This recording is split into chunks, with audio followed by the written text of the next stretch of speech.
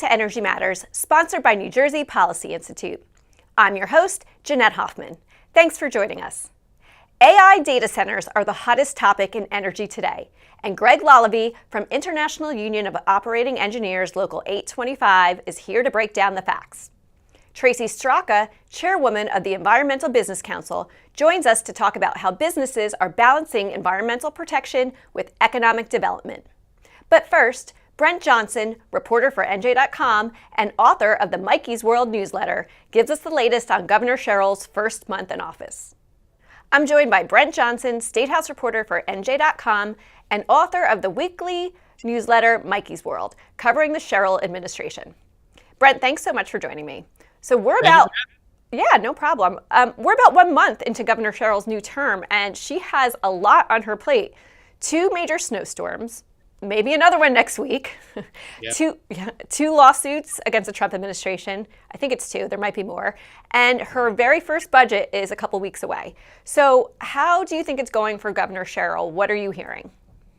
Well, I know that she's definitely presenting herself on a national scale. You see every time she does television interviews, even for these storms, she's appearing on MSNBC, she's appearing on CNN. So she's definitely positioning herself as a Democrat who has a lot to say in this Trump era. She's coming out swinging a lot against President Trump.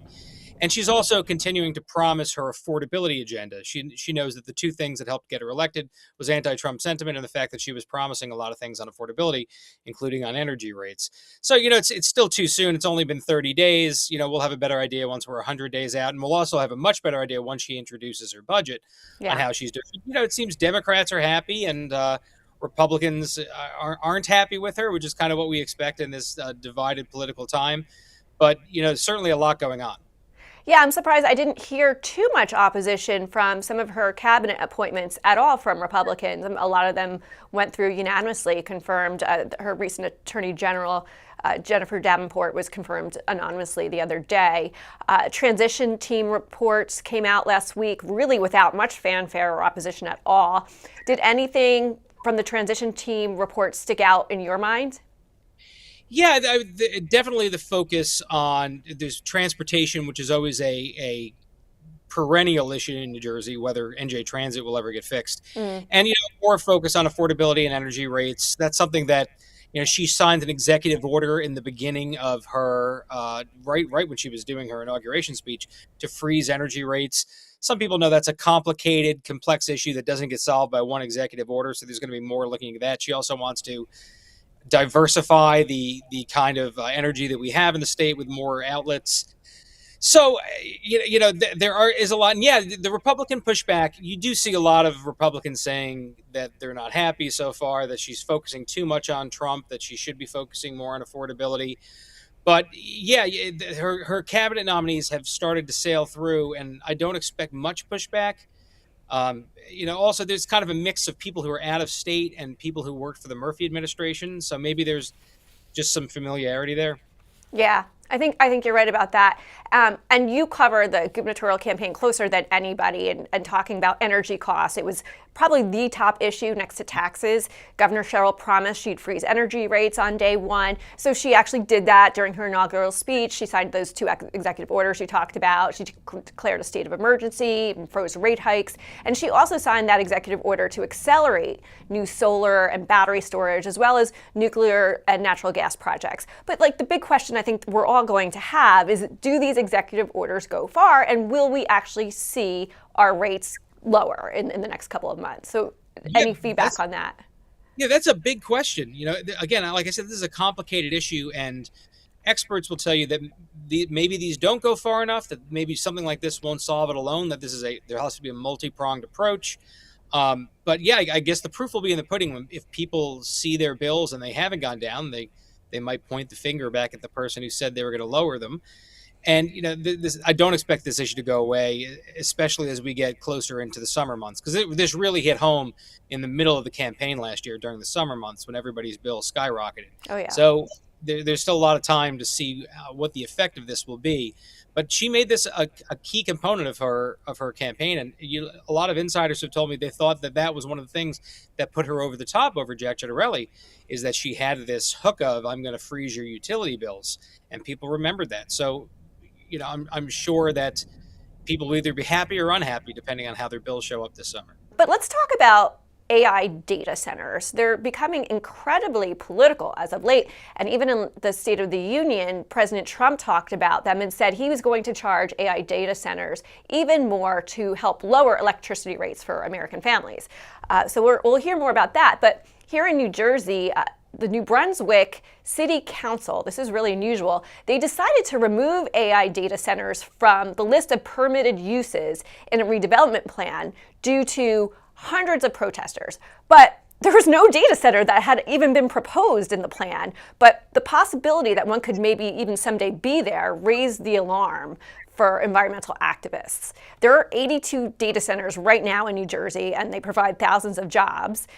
If they don't come to New Jersey, they'll go elsewhere. But yet we know that they take up an inordinate amount of energy supply, and New Jersey doesn't seem to have it right now. So I guess my question is, are data centers becoming like this new political football, like NIMBY issue, like warehouses were? Yeah, it definitely seems to be the case. I know we started to hear about these data centers last summer when the energy rates started to spike. Yeah. People saying that was a major reason why those were going up. And I watched the New Brunswick thing very closely because I'm from East Brunswick and I went to college at Rutgers. So Yep. Watching that whole thing unfold on social media where people were celebrating in the streets, if you didn't know it was an issue, which I'm sure a lot of people don't, they were like, what is going on? What are they but yeah, data centers, maybe this is one of the new things. We had to learn how to get used to AI and what AI is, and data centers is now the latest part of that. So definitely something to keep an eye on. Thank you so much for joining us. We look forward to talking to you soon. Thank you for having me. I'm joined by Greg Lalevee, Business Manager, International Union of Operating Engineers, Local 825. Greg, thanks for coming back to the show. Thanks for having me back, Jeanette. It's good to be here. Well, it's great to have you. And you recently wrote an op-ed for Gannett and USA Today newspapers that talks about New Jersey's energy generation and the growing tech sector in New Jersey. And New Jersey clearly has an energy supply problem.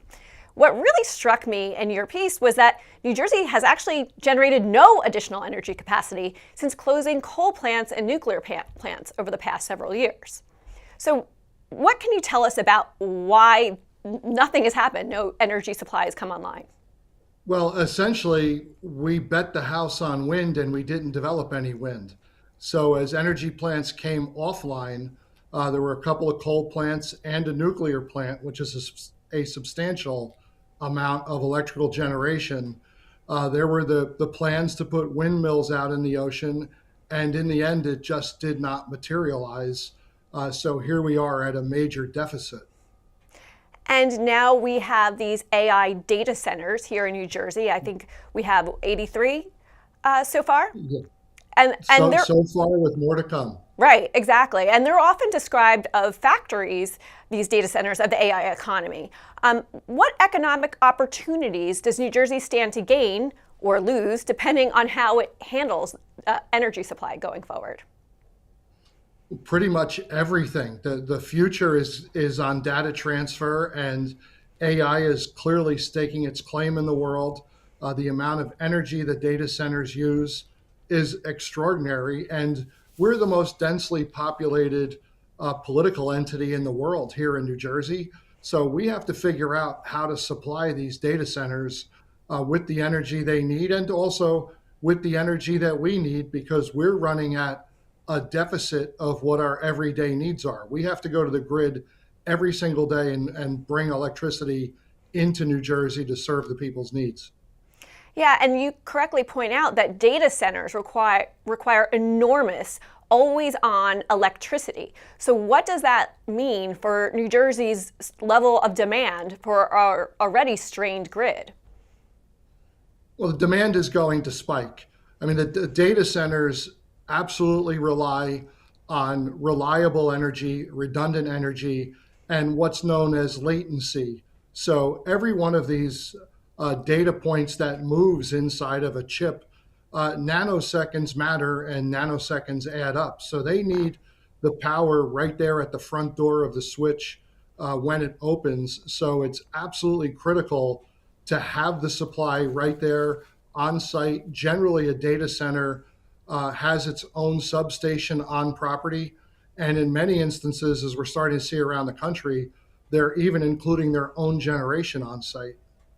Yeah, I think a lot of these AI data centers and other places have natural gas generation, actually.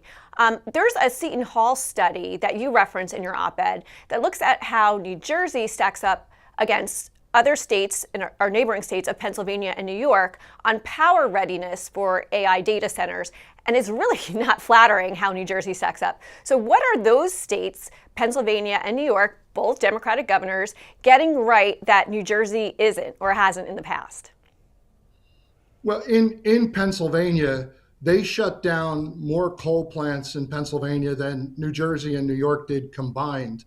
Wow. But what Pennsylvania did is they transitioned into something else before they shut the coal down. Now, they moved over into natural gas plants.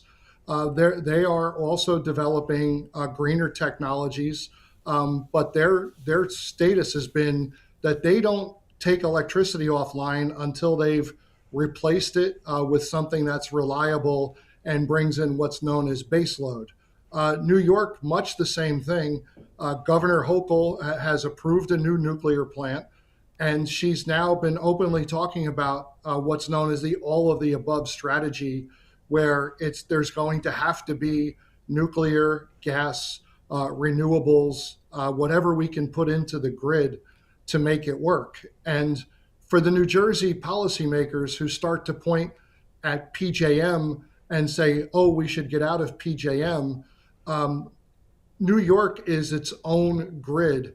And the study showed that prices in New York grew faster than what they grew in New Jersey. So Governor Hochul, with an all of the above approach, is being very responsive to that. And I think it's a really good playbook for policymakers here in New Jersey to take a good look at and follow Governor Hochul's lead, because she understands she's on a grid by herself. She's on an island. She's going to make sure she has the supply.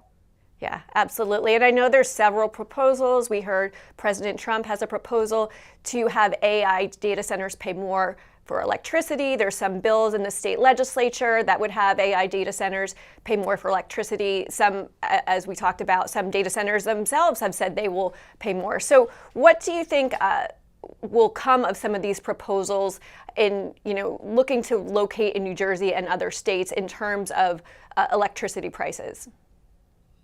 So in hearing you lay that out, so we're speaking the day after the State of the Union. The president clearly spoke about data centers and having their own power supply on site. You spoke of the bills here in New Jersey to make them pay more. And yes, some of the developers have acknowledged they're willing to pay more.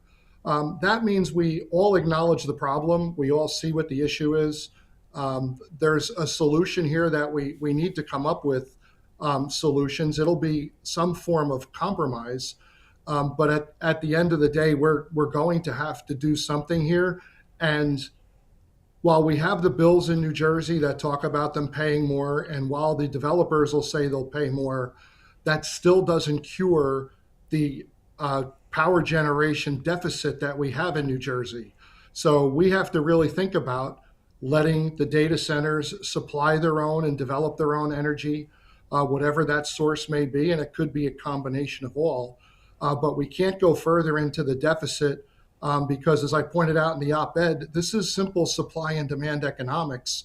We're not going to be able to keep the prices down without putting more supply in. The Governor Sherrill's executive orders are well-intended and to keep prices down, but we're not going to be able to keep it down just on an executive order. She bought us some time, but the time is going to run out eventually. Well, this issue isn't going away. I have a feeling we'll be talking about it for a very long time. Thanks so much for coming back on the show. We look forward to talking to you soon. Thanks, Jeanette. It was great to be here. I'm here with Tracy Straka, Chairwoman of the Environmental Business Council, New Jersey's largest environmental trade association. Tracy, thanks so much for joining me today. Thank you for having me. Yeah, no problem. So first, tell me just a little bit about the Environmental Business Council.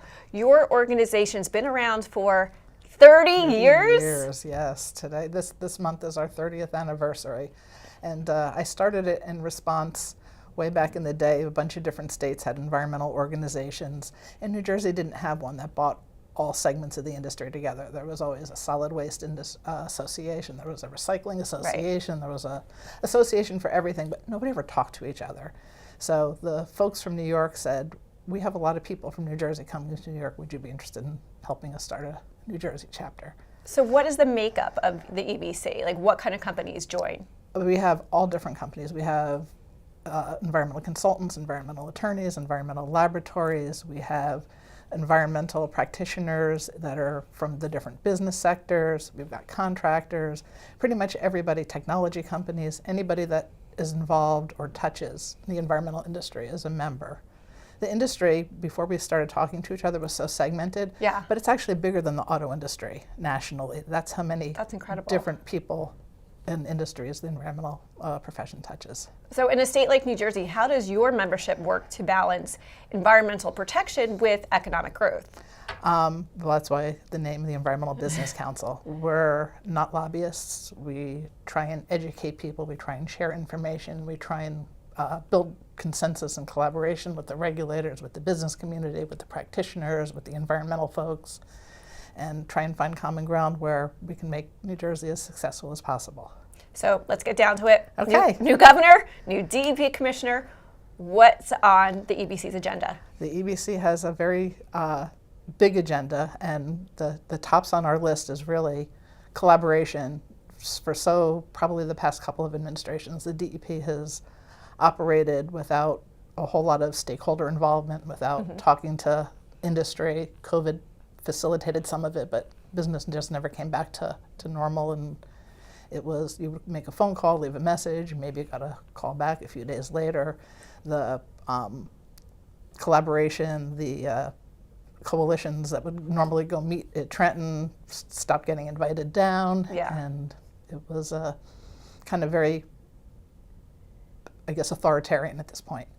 So this administration actually reached out to us and invited us down. It was very exciting. That's refreshing. Very, very refreshing, both the DEP and the governor's office, to talk about environmental issues, policy, problems, and trying to figure out how we could become more collaborative. So I'm very excited to see that happened.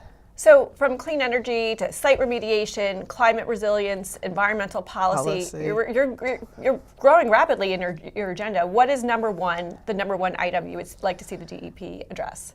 Responsiveness and timelines. Okay. Permits, an average remedial action permit right now is 240 days plus, business days, for the department to review and get back. That holds up development, it holds up construction, it holds up facility expansion, it costs time, it costs money, it costs effort. So that's our number one, is to kind of revisit that, and they were on board. One of the, hopefully, who's going to be confirmed as our Deputy Commissioner, Joe Seabode, came back from Army Corps, and that's going to be one of his pet projects, is to try and figure out how to shorten that timeline significantly, so that, you know, even if we get a no answer when you apply for a permit and DEP doesn't seem to feel that it's appropriate, you're getting something back timely and hopefully with an answer, no but, as opposed to just here's a way to fix it. Here's a way to fix it, because I've heard business leaders say it's not just the taxes and the high cost of living and the high cost of doing business, it's the regulation and the burdensome ways, of getting things done in New Jersey. Right, and then the second part is for site remediation. We have this nice licensed site remediation professional program, where under Irene Kropp, who spearheaded that for the department back in the day, people essentially applied to become licensed professionals and kind of step into the role of DEP to expedite some of that backlog, and they could sign off using professional judgment and following all the rules and regulations and close cases more quickly. But the department started to claw back on a lot of professional judgment and decision making, so that helps some, but not as much. So they're going to revisit that as well, and hopefully pay better attention to that program. What about natural resources damages? That is a very interesting program that starts at the end. So after you've created a problem, fixed a problem, at the very end, they're going to assess the company for the damages to the environment in some sort of either a monetary fashion or a restoration project monetary equivalent. But that happens at the very end of the project. So we're hoping, and we've talked to the DEP about, let's look at that from the beginning so we can have a holistic approach and maybe integrate it into the cleanup, maybe integrate it into the development, and not wait for the NRD to happen at the very end of everything that you think you're done with, and then surprise, here it is. That's another big item on your list. That's one of the big items on our list. That, and the same with the environmental justice, because a lot of these sites are in economically challenged communities, and the EJ issue is not treated at the same time as the environmental investigation and remediation. That's something that comes afterwards. So we're hoping that all the different groups in the department can get integrated and start looking at the sites more holistically, big picture, as opposed to investigate, clean up, maybe assess damages, maybe assess the EJ issues. And by doing all that, expediting the permits, shorten all the timelines for both the cleanup and putting the properties back into good economic use. And do you think the NJDEP seems receptive? They did seem receptive, and it's issues? Not just the DEP. We actually spoke with Senator Smith, and he understands that as well. And one of our big regulations is going to come out with its third version, the Site Remediation Reform Act. So they're going to be drafting version 3.0 of that, and he's hoping to integrate more of that along with some additional help for brownfield sites, which are the sites that just languish forever, as part of that 3.0. Right, and having a seat at the table is so important when we talk about those unintended consequences in legislation. Yep. Because if business doesn't have a seat at the table, legislators may be well-meaning, but there may be unintended consequences that could hurt businesses, that could hurt economic development in New Jersey and make us less competitive with other states. Absolutely. A perfect example was what they call the A901 dirty dirt rule that's been back and forth for decades and got adopted during COVID, and then the compliance got pushed and pushed and pushed. And we had to actually get Senator Smith to write an amendment to the bill because the rulemaking from DEP became so expansive because the intent wasn't clear enough in the original regulation that they tried to bring in so many industries for this giant licensing project that really didn't belong in. And it took lots of lobbying, lots of industries, a huge stakeholder coalition, and years of meetings to finally get it addressed. And now they addressed it so well that all of the people and the information that the DEP wanted doesn't necessarily have to be done anymore because there was no collaboration, and there would have been a simple fix in the middle. So we're waiting to see. Now there's a new set of regulations, so now rulemaking has to happen, and that's going to be a big thing to watch. Well, that sounds like a frustrating process. It's very frustrating. But I mean, frustrating. Fortunately, it seems like this new administration is taking a proactive approach in meeting with stakeholders such as the It really is, and kudos to one of the people in the governor's office. We had a meeting that day. I got an email for follow-up at 11:30 that same night saying, hey, there's 2 other people I'd like to loop in for certain issues, particularly permitting. Send me some dates when we can talk. 11:30 at night from the governor's office. That was very, very impressive. Wow. I'm excited. I haven't seen that in a long, long time, and I'm very, very optimistic. Some of the cabinet picks I know personally and have been involved with them for years, and I'm very happy to see that they're being engaged and bought into Trenton, and that they understand both the regulatory process and the business community's concerns. So I'm really, really hopeful this time around. Thank you so much for coming on the show, Tracy. Certainly. Thank you for having me. Yeah, I hope you'll join us again. Absolutely. Thanks. That does it for today. I'm Jeanette Hoffman. Thanks for watching.